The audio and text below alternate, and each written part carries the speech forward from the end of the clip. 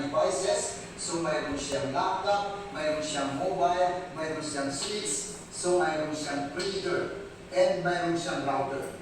Okay, so local area network lang yan. Pero limited yung range niya. Okay, now kanina sinabi ko ang IP address, gaya nito is 192.168.3. Yan ang address ng computer natin para ma-identify siya.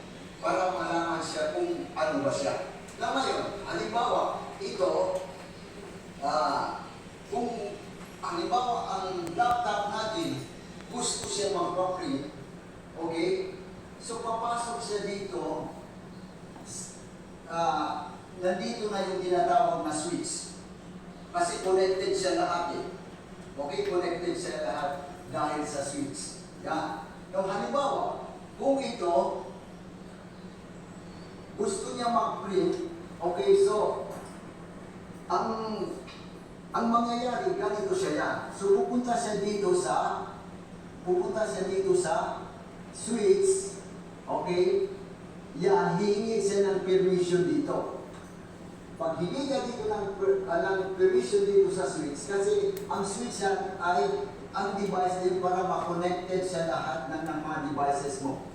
Okay? So para ma-connected lahat ng devices mo, so kailangan natin ang switch. Pero limited range lang siya.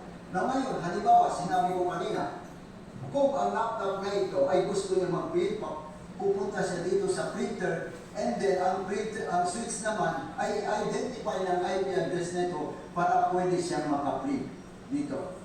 Okay, yan. Yan ang halimbawa niya. Okay?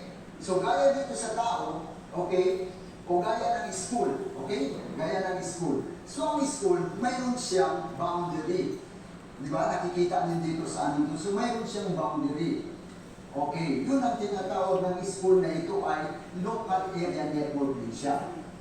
Okay, bakit sa local area network? Kasi sa isang limited ang range niya. So, mayroon boundary na ang school natin.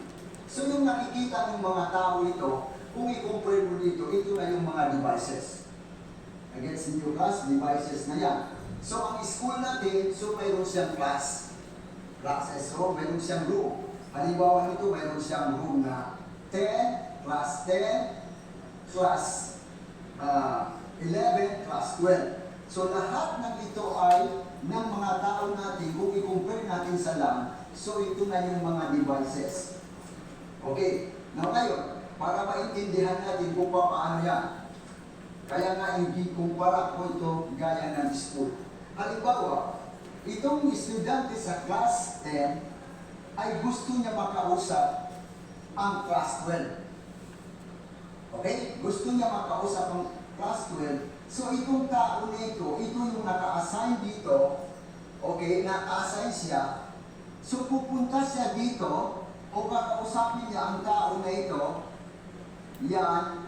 So, hihingi siya ng permission dito para naman kung natanggap na ng tao na assign dito, yung gusto niyang kausapin ang class 12, so ang tao na ito, iko-contact niya o pupuntahan niya ang class 12.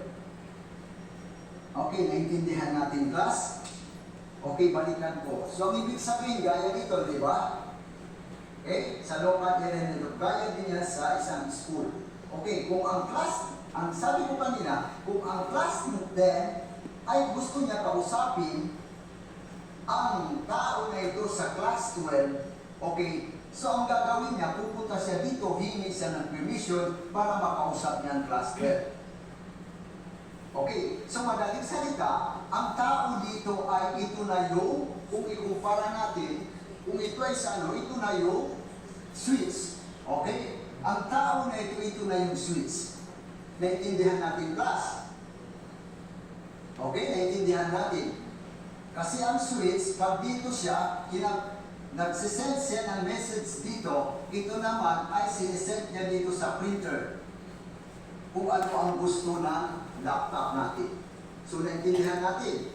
Now, ngayon, gaya din dito sa school, kung ang estudyante dito, okay, so kung gusto niya kausapin ang class 12, so ang ano niya, pupunta siya dito sa tao na ito, and then, para makausap niya yung class ay isang estudyante sa class 12. So ganyan ang mangyayari. So ibig sabihin, ang tao na ito, kung ikumpara natin yan, ay ito na yung switch. So naintindihan natin class. Okay? Pero dito lang sila yan sa within range nila. Now what if, okay, what if ang estudyante ay gusto niya kausapin ang tao sa labas? Paano niya gagawin? Kung gusto niya kausapin, halimbawa, ang class 12, gusto niya kausapin, mayroon siyang kausapin sa labas. Okay, halimbawa dito. So gusto niya, what if gusto kausapin ng pupunta siya sa labas, gusto niya kausapin sa labas, since nandito siya sa range niya, so hindi siya makano, nasa labas kasi, di ba? So wala siyang gagawin kung hindi puntahan niya ito ang gate. So ang gate na ito, mayroon itong tao naka-assign dito. Yun ang tinatawag natin security. Okay? So hihingi siya ng permission dito sa security. So ang security na yun, okay, kung dito tayo sa LAN, ito na yung router. Okay, router na siya yan. Okay. Now, halimbawa, yung mobile phone, gusto siya magsisense ng message sa labas, sa internet, so pupunta siya dito sa router para makausap niya ang dito sa labas. Okay, ito na yung internet. Okay, internet. Yan siya. Para makausap. Kaya din ng estudyante nito para makausap niya yung tao sa labas, dapat maghingi siya dito na mayroon siyang naka-assign na tao dito, okay, para makausap niya ang gusto niyang kausapin sa labas. O kung mag-draw tayo ng analogy class, yung tinatawag na IP address, okay, yung IP address ay yan na yung roll number of student, and then yung roll ng student, okay, yung switch, okay, ito na yung tao. Okay? Okay. Now, yung router, ito na yung security. Okay. Yan ang analogy niya. Sa isang local area network, ang IP address ito, kung ikukumpara natin sa school, ito na yung mga number of students. O roll. O number of students. Ang switch naman, ito naman, kung ikumpara natin sa school, o ito na yung messenger. Tapos yung router, ang assignment, so ito na yung security na ka-assign dito sa gate natin. So naintindihan natin class. Okay. Now, ngayon, paano naman maintindihan ng bawat devices natin na sa local area network sila? Paano nila maintindihan? Okay? Na sila ay belong sa local area network. Okay? So, papasok na dito yung tinatawag na subnet mask. Subnet. Okay, subnet. Yan. Okay, subnet. Okay, paano ba yan? Now, halimbawa, ano ba yung subnet mask? Subnet mask ay parang plug siya. Okay, ang subnet mask para malaman, maintindihan ng bawat devices kung belong ba sila sa local area network. Okay, para sa IP address, pero hindi siya IP address. Kung ang, halimbawa ito, yung IP address ng laptop natin is pwede siyang 192.168.10.20. Okay, ganito. 192.168.10.20. And then, yung IP address naman ng printer natin is 192.168.1.2. Sa gitna dito, class, belong sila, maintindihan nila ang bawat devices, magkaintindihan sila, yun ang tinatawag na subnet mask. Sa in between nito, okay, it looks like an IP address, pero hindi siya IP address, okay, yung range na kung baka yung plug nila, okay, so magiging ganito siya, 255, okay, and then dito, .00. So, paano ba yan? So, ibig sabihin, para malaman nila na belong sila sa isang local area network dahil sa subnet mask, kasi magkapareho sa ito, Di ba? 192.168 dito naman 192.168. So, ang ibig sabihin, since ito yung 225 and ito yung subnet mask, ang ibig sabihin, ang bawat computer na ito sa isang local area network sila. Okay? Kasi ito yung guide niya, 192.168, magkapareho, 168.168. Pero ito, si 0, pwede natin yung palit-palitan. Okay? Kung maglalagay tayo ng manually ng IP address. Pero tandaan natin, magiging subnet mask siya para maintindihan ng bawat devices natin kung belong siya sa isang local area network, dapat pareho yung nila, ang IP address nila maliban dito sa 0. Okay? So ito, kaya magkapareho sila sa isang lokasyon lang sila kasi mayroon siyang 192.168, dito naman sa baba 192.168, 168.2. Ang ito ay kahit maiba na yan. So ang ibig sabihin, ang computer natin para maintindihan nila ang bawat sa kanila kung mayroon siyang subnet mask. At saka ginagamit din ito sa labas. Okay, yung tinatawag na wide area network. So halimbawa, iyan natin sa school. Okay, so sa school, mayroon siyang estudyante para malaman belong ang estudyante sa class, lahat ng classes na ito. Okay, so ganito ang mangyayari class. So halimbawa, para ID nila, so S1, ito ay ang school. Okay? S1 and then 10, yung class nila, and then ilagay natin halimbawa 3 and then 4. Okay? So sa class 10 naman, okay, so pangalan ng school, yan, and then, halimbawa 10, 4.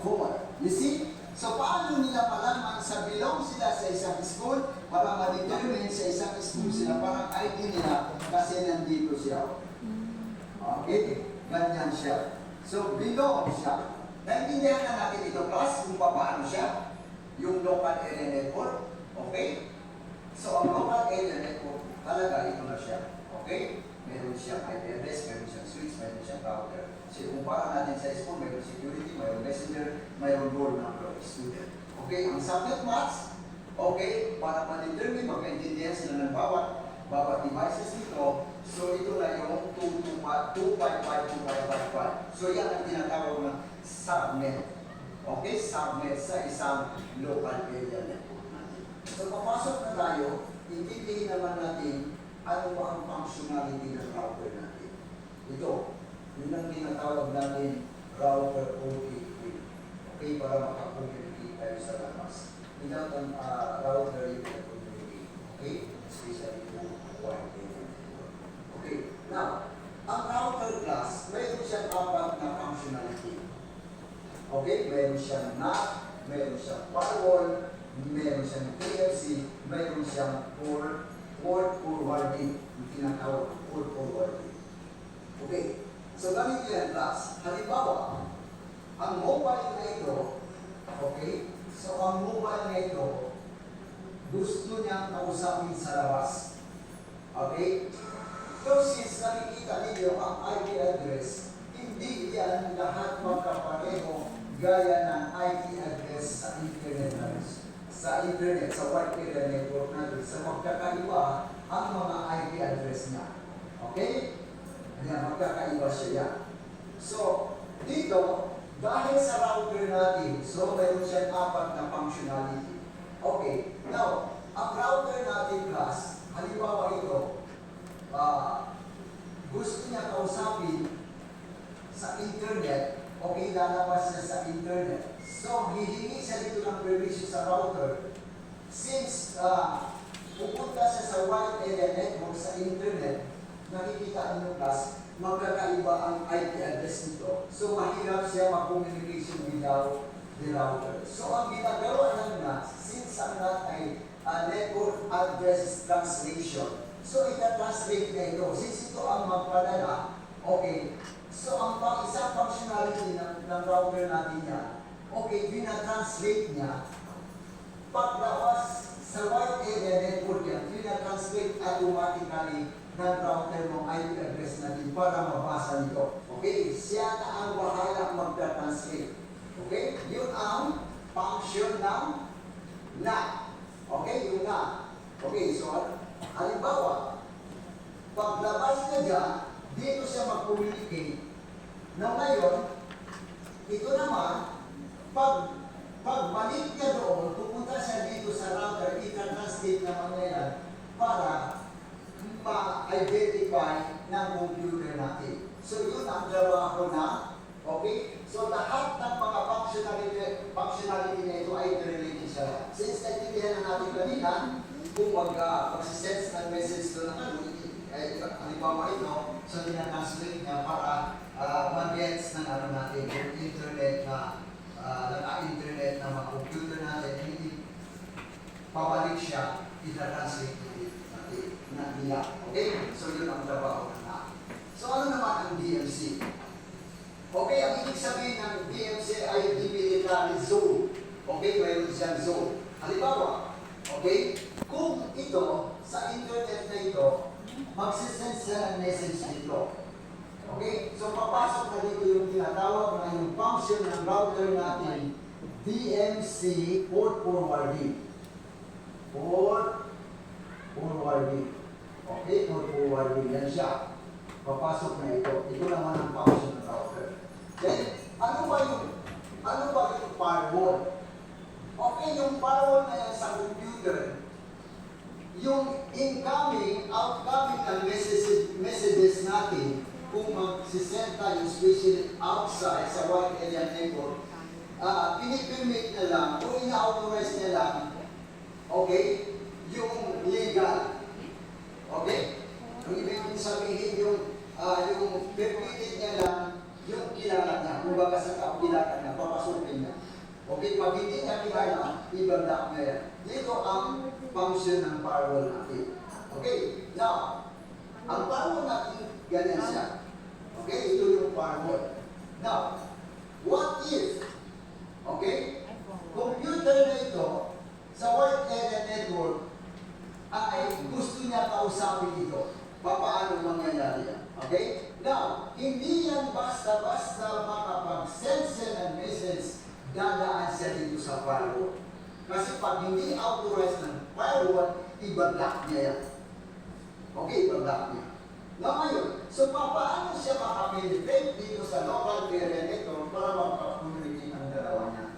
So papasok na dito ang tinatawag na DMC, yung demilitarized zone. Kung dito sa firewall ang DMC, so bago papasok yan siya, okay, mayroon dito yung tinatawag demilitarized zone. So dyan sila mag-limit.